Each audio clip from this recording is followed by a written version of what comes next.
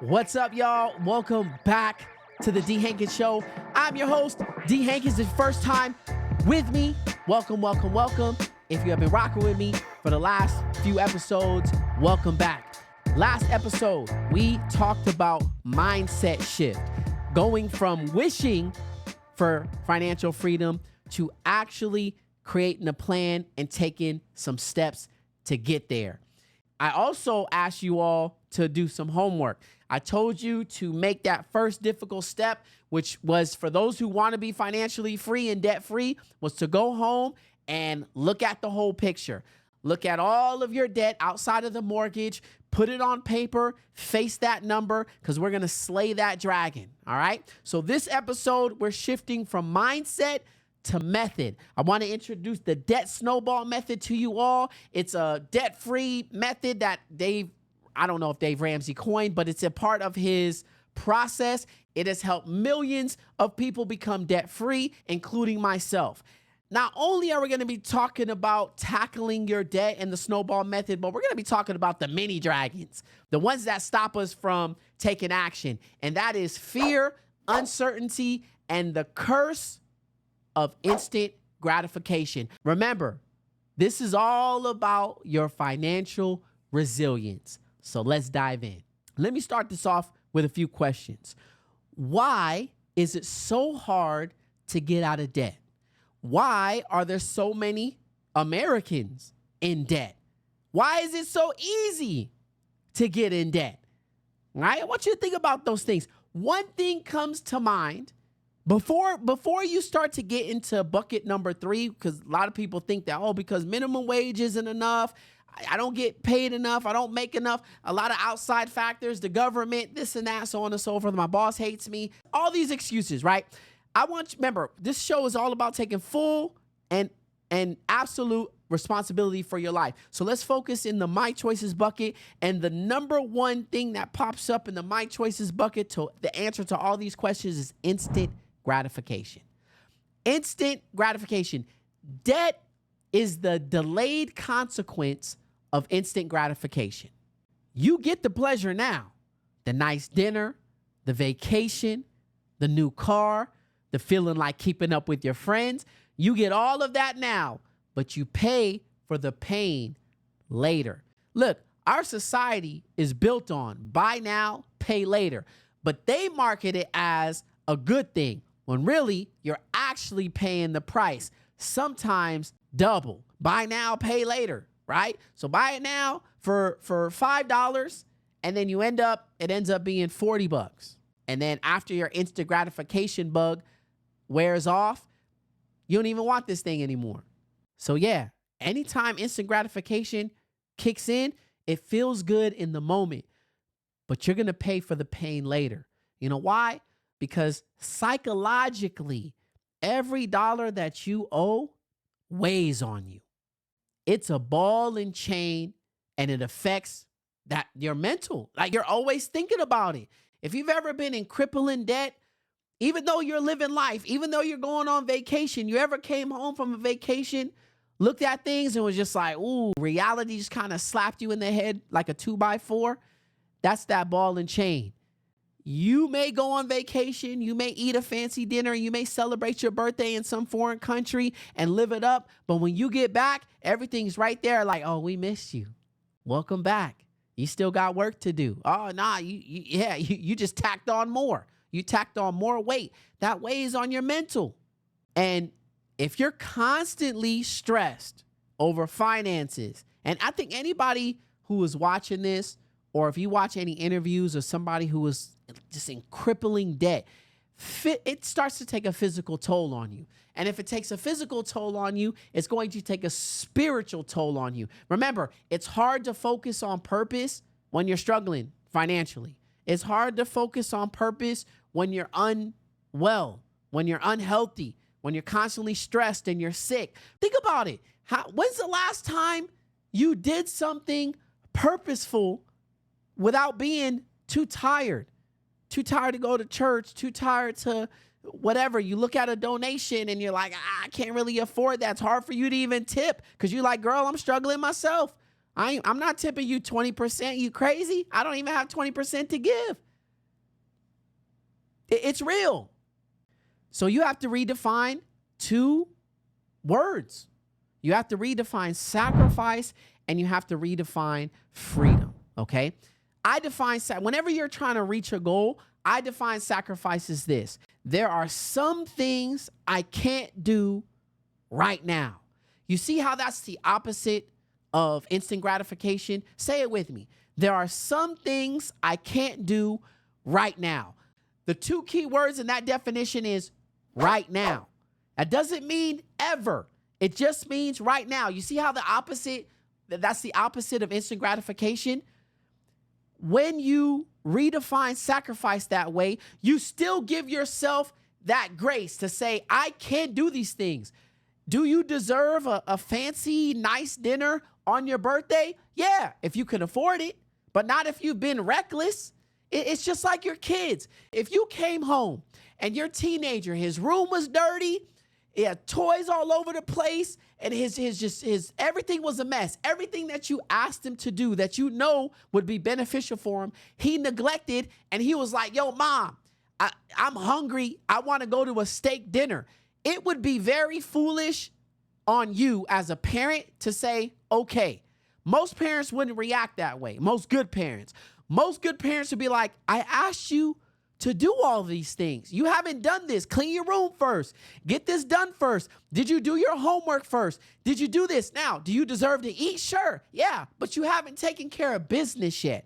Once you take care of this, clean this room and get all this mess situated, then we could talk about fun stuff. Then we could talk about nice dinners and pizza and so on and so forth.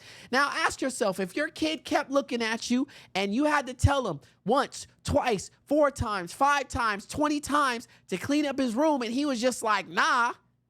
And then he comes home from school one day and was just like, yo, my friends are planning this trip to Disneyland. It's going to cost like $300 because we need the ticket. We're going to do park hopper and we might stay the night in Anaheim. What are you going to say as a good parent? You're going to look at your kid and be like, boy, you are crazy. Not happening. Not happening at all. But we don't treat ourselves that way. We look at our financial mess. Our financial room is a mess. We haven't cleaned nothing up. As a matter of fact, we hoarding stuff. We keep piling on stuff. Cockroaches running around, rats chewing up our savings. Yet your girls will be like, yo, we're going to go to Cabo for spring break. You in? And you'll look at this mess and be like, oh, yeah, I can make it happen. It's unfair. You got, right? You are being hypocritical. Sacrifice simply means I got to clean up this room first. I told y'all last episode, put yourself on punishment. If you would do it to your kids, you got to do it to yourself too. Put yourself on punishment. I can't afford this. Right now. Not ever, just right now. Redefine sacrifice. I'm a big advocate for small steps. So let's make this real. So first, let's talk about the daily drip. Let's talk about coffee. Oh, yeah, you coffee lovers out there. Let's talk about it real quick. Now, if you're in debt, but you love coffee, this one's for you. It's going to make a lot of sense. So it feels like just $5. You put some money on your card, you forget about it, you just use your Starbucks card, and you reload it, yada, yada, so on and so forth. So let's say every day you go to Starbucks. You get your venti, whatever, iced, hot, whatever you like, okay? I used to work at Starbucks, so, I'm going to make this real. I used to see the same person actually not even the same person, the same people every day. They were regulars. I knew their order by heart. I just, when I saw them before they walked in the door, I already wrote their name on the cup because I already knew what they wanted. So I know this is real. I know people go to Starbucks every single day. So check this out. If you grab a venti coffee every single workday at about, let's say $5 just to make the math easy. Over the course of a year, that adds up to $1,250. Think about it. $1,250 is not trivial. That's not something that's just like, $1,200. That's nothing. When you're wealthy, it is, right? But not when you're living paycheck to paycheck. So I want you to think about what you're drinking every year, what you're peeing down the toilet, literally what you're peeing down the toilet. If we're talking Dave Ramsey, this is your entire baby step number one. His baby step number one is save $1,000 for your starter emergency fund in order to start the snowball method and get things rolling. That's baby step number one. Save $1,000. You gave Starbucks your emergency fund.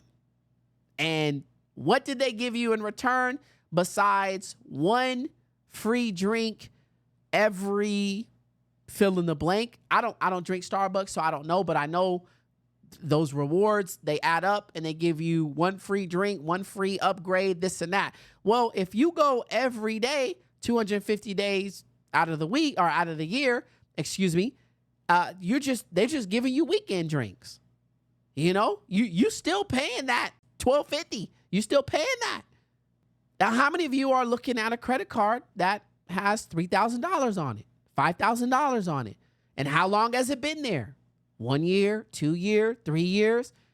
$1,250 is a huge chunk out of your credit card if you just stop drinking coffee. If you just stop giving corporations your money while you're struggling, paycheck to paycheck, because I can guarantee the CEO of Starbucks is chilling. He could care less or she could care less. If you're living paycheck to paycheck, if you're about to get evicted, care less. The money just keeps rolling in for him. I told y'all last time, if you don't focus on your dreams, someone will hire you to build theirs, or they'll build a company which you keep giving them money. Stop it. There are some things I can't do right now. $1,250. It's a big chunk. Think about that. Deciding what you do with that $1,250 is my choice. If you decided to give it to no judgment here, but if you decide to give it to Starbucks, that's my choice. You could have $1,200 left over at the end of the year, or if you break that down by week, that's $100 extra a month, $5 a month or something like that. You could have that extra, paying it towards your debt. You could have that extra, but you're making the choice to give it to Starbucks, and you have to justify, right? No, I need my coffee to function. I need my coffee to do this. That's whatever excuses that you make are yours and yours alone, but you have to own that. If you need your coffee to function at work, to keep living paycheck to paycheck, hey, do your thing. Do your thing. But for those that are serious, that's a small thing that you can cut out that can help you get that snowball rolling. Here's another little small sacrifice you can make. Your binge watching burden. All right, let's talk about the subscriptions and how you are watching your finances walk to their funeral. Okay? We're looking at the 3 common ones: Netflix, Hulu, and Disney Plus. When you combine those, you are looking at over $41 a month. Okay? Which for a lot of people, that's not a big deal. Okay? $41 a month, nothing. Okay, so let's add it up. $41 a month is nearly $500 a year. $500 a year. Now, again, you may think that's trivial, but it's not. $500 a year plus your coffee, we're scooting on up to $1,750 in savings. $1,750. Again, how many of you are looking at a couple credit cards? You got one that's got $700 on it. You got one that's got $500 on it. You got one that's, maxed out at $300. You got one with a couple $1,000s on it. $41 a month to watch shows that you just watch when you're bored. You just gossip about, rather than, building up that debt snowball. You want that snowball to be huge, to where it's eating up as much as possible. So if you take Starbucks out and you take, let's say you have those things, $300 credit card, $500 credit card, $700 credit card, all of those paid off within the year if you stop going to Starbucks and you cancel your subscriptions. Remember, there are some things I can't do right now, not ever. You can always get them back. I got them all. I have Netflix, I have Hulu, I have Amazon Prime, I have them all. But I'm debt free. I don't have no debt. So why not? Why not enjoy the fun stuff? You can enjoy the fun stuff too. Just put yourself on punishment, sacrifice. There are some things I can't do right now. As you know, my passion is to help people build resilience, and it's a journey I've been on my entire life. That's why I created the Dee Hankins At Best Student Development Program. I started the program because I once was a student facing major curveballs, and I want to show students that they have a chance at a successful future no matter their background. We empower students with a 6-step framework called Win Your Challenges, and we build a network of support between students and parents and caring adults in their lives. If you're a parent, educator, or administrator and want to learn more about how we build bridges and transform school communities, I invite you to visit my website, deehankins.com. That's DeeHankins.com to learn more about how you can bring the At Best program to your school. Canceling your subscriptions is one way to add to your debt snowball. $41 a month extra goes to your credit card. Now you're paying it off quicker. And that's what this is just all about. Let's get that snowball moving downhill fast. All right. And this next one is a tough one because it's a necessity: transportation. And I'm only using this to show you the money power that you're fighting for. The average new car payment, this is average, is around, I'm reading it right here, $726 a month. Goodness. If you could eliminate that payment, you're saving $8,700 over the year. That's $17,000 over 2 years. Let's say you had a goal to save $20,000. You could do that in 27 months if you got rid of this car payment. 27 months, right? That's a year or 2 years and some change. When was the last time you had $20,000 just sitting there in case something happened? When? Instead, you threw it on your new car. You're making $60,000 and you decide that new remodeled Tesla Y, which looks dope, you're going to have to get that. Instant gratification. I need that now. So you buy it. It costs $60,000 a year. Imagine what you would do at the end of the year, every year, if you had $8,700 left over. Just kind of sitting there. Now let's add this up. Just obviously this is hypothetical, but I guess if you shop at Starbucks and you have a car payment and you have Netflix, Hulu, and Disney Plus, then I guess this is real for you. Get rid of your car payment, $8,700. Get rid of Starbucks for a year, $1,250. Get rid of subscriptions that you have. You got another $500. You're close to $10,000 a year in savings. $10,000. So instead of waiting on that tax refund check, you have it. I'm saying this because I've lived it. It's real. It's real. So look, all these graphics are showing you that if you sacrifice, you can have cash flow at the end of the year. That means your cash is flowing rather than being stopped by the Hoover Dam of debt. But you have to make that decision. It's hard, but you can do it. Maybe you're hyped up. Maybe you're ready to go. Maybe you're scared. Whatever the case may be, we're going to hop into this, okay? This is how we put the debt snowball, which is popularized by Dave Ramsey and his show and his team, and it helped me. Like, I'm just going to keep reiterating that. This is how this works. Step one, you need a buffer. Save $1,000 as quick as you can.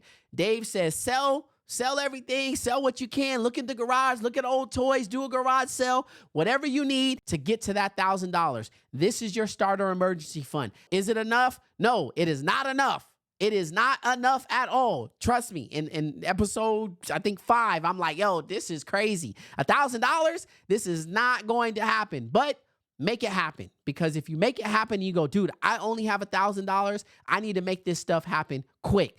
It will work. Trust me. If you're motivated, it will work. All right. Step 2.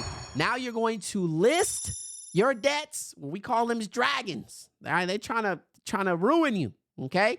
You're going to list your debts out from smallest to largest. Okay. Anything but the mortgage. So if you have a credit card, $300, you got one that's $500, you got one that's $700, your car payment is $22,000, you got a personal loan for $30,000, you got a student loan for $50,000. You're going to list them out in that order, and you are going to pay minimum payments on all of them except for the little one. Step 3 is to attack that smallest one with a ferocity. Do not let it breathe. Do not rest until it is taken care of, okay? So everything outside of the things that you need, food, utilities, transportation, and shelter, anything else goes to attacking that smallest debt. You're just going to continue making minimum payments on those. But this small one, do remember the minimum payment, okay? Throw everything that you can at this one. Once that is paid off, you're going to take whatever minimum payment that was. This is step 4. You're going to take whatever minimum payment that was, that smallest one, and all of the extra stuff that you threw at it. So let's say you started throwing $75 a month at this card, okay? You're going to take that $75 and you're throwing it at the $500 one plus the minimum payment, okay? So you're throwing all that on there. Pay that one off. You take that total, that minimum payment, and you see how it gets bigger and bigger and bigger. That helps you pay this stuff off faster and faster. So next thing you know, when you get all the way down here towards your student loans, at this point in time, you're throwing thousands of dollars at that student loan. Thousands. Right? You've taken the minimum payment from this, all the extra stuff. That snowball is big. And now you're throwing huge chunks of money at this one. Next thing you know, you're debt free. One of the opponents to the debt snowball method is that pay the highest interest rate off first. And I thought the same thing when I started. Well, this credit card is accumulating at such a high rate. It's, why would I pay the small one off first? And then he started really breaking down the psychological portion of it, which was when I paid off my first credit card, I was like, yo, dang, I'm doing it, which literally made me excited to pay off the next one. And when I did that, and then I did the car, and then I did the, the other car, and then I did all, I was like, yo, heck yeah, this is working. I was excited to do it. Versus when I was being Dave-ish and I was paying towards my highest, the needle was barely moving, throwing hundreds and hundreds of dollars at the highest, and it was just barely moving. And I did lose steam. I did get frustrated and was just like, man, this is dumb. And so I stopped. And so with the debt snowball method, when I saw these little wins and I saw the snowball actually working, so, my first debt took me a while to pay off, took a couple months, actually like 6 months to pay off.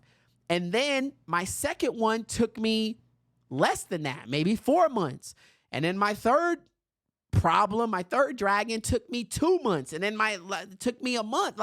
So it really worked, and it really got me motivated to continue on pressing on.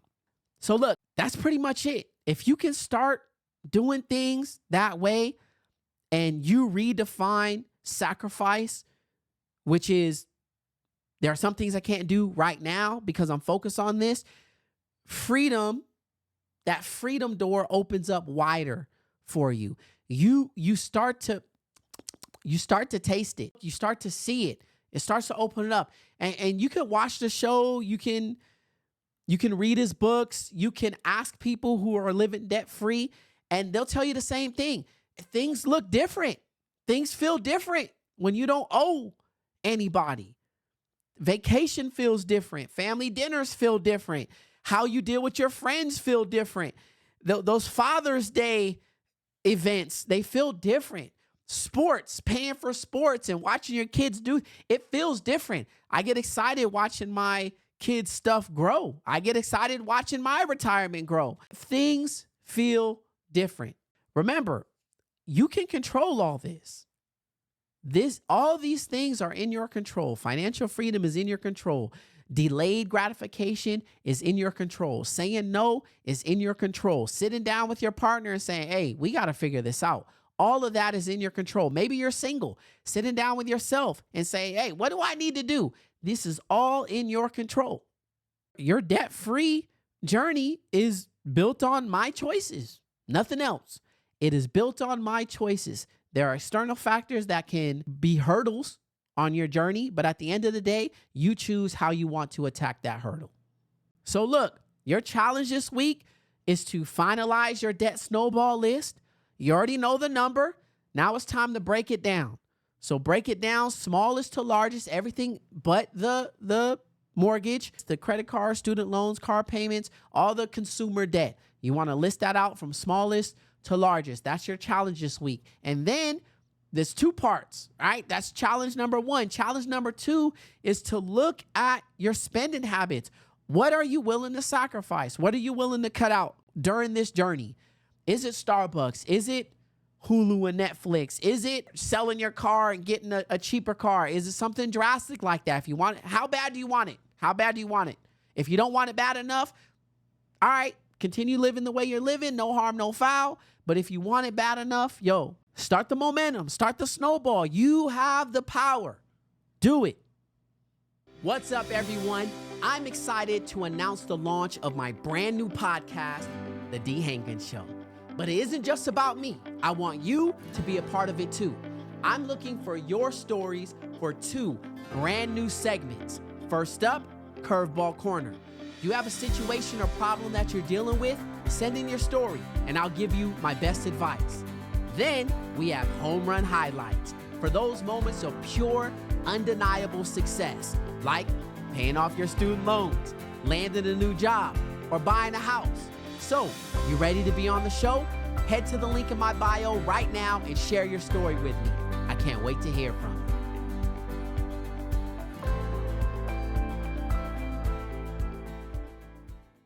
So I want to move on to my favorite segment of the show, which is Curveball Corner and Home Run Highlights. And this week, we have none again. That's okay.